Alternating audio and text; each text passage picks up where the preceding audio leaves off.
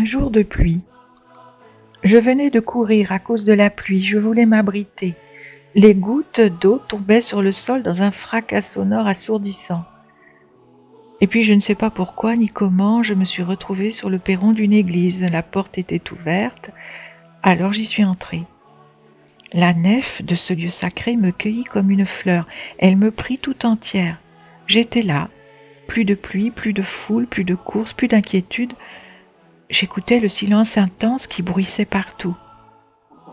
Il m'a saisi là, au plus profond, j'en avais des frissons.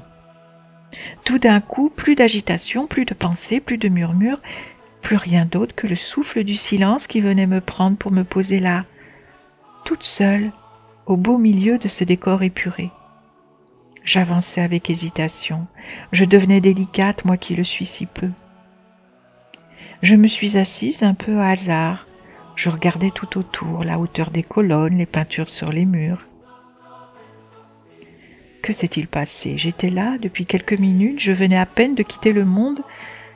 Pourtant, j'étais comme plongée dans un univers de silence et d'immobilité entourée de ces fresques émouvantes. Un peu impressionnée, je me surprenais même à redouter que le bruit de ma respiration ne vienne à troubler les lieux.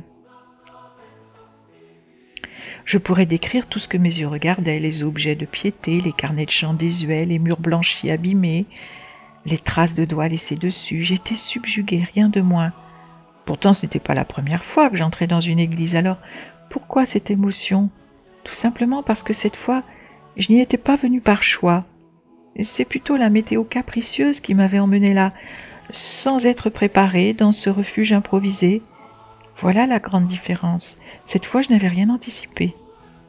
Je ne l'avais pas décidé par moi-même. Cette fois, c'était l'église qui s'était invitée, non pas l'inverse. Entourée de ce silence plein de la présence de tous ceux représentés tout autour, je fermai les yeux. Je respirai de nouveau lentement. Je repris mon souffle, puis je rouvris les yeux. L'odeur me frappa. Celui des bancs cirés depuis peu, celle de l'encens aussi. Le bruit discret des flammes aux cierges allumés parvenait à mes oreilles. Toutes ces odeurs, toute cette ambiance conduisaient mon âme vers les sentiers de la paix. Je résolus de m'agenouiller sur l'un des prie-dieux. Je m'y sentais comme obligée. Je regardais devant moi, le soleil était revenu. Par les vitraux colorés, j'étais maintenant inondée de reflets rouges, verts, jaunes et bleus. La poussière des rayons venus du dehors distillait une atmosphère très singulière. Transportée sur cette terre sacrée, j'avais l'impression que tout avait été prévu, mes réactions, mes soupirs, mes pas feutrés quand je marchais, mes regards, mon apaisement. Rien n'était hasard. Je n'avais nulle envie de résister à cette attraction qui augmentait minute après minute à l'intérieur de moi.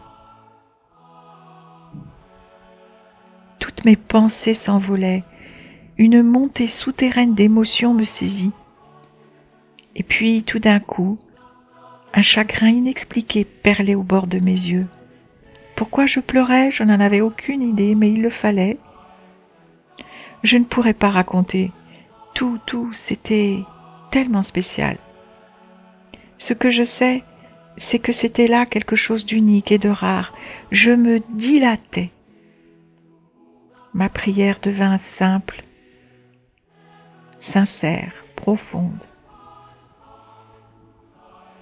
Je chérissais cette rencontre avec un Dieu, dans cette belle inattendue dans l'agenda du jour. Allez savoir comment. À un moment donné, celui de Dieu, justement, je me suis levée comme à regret.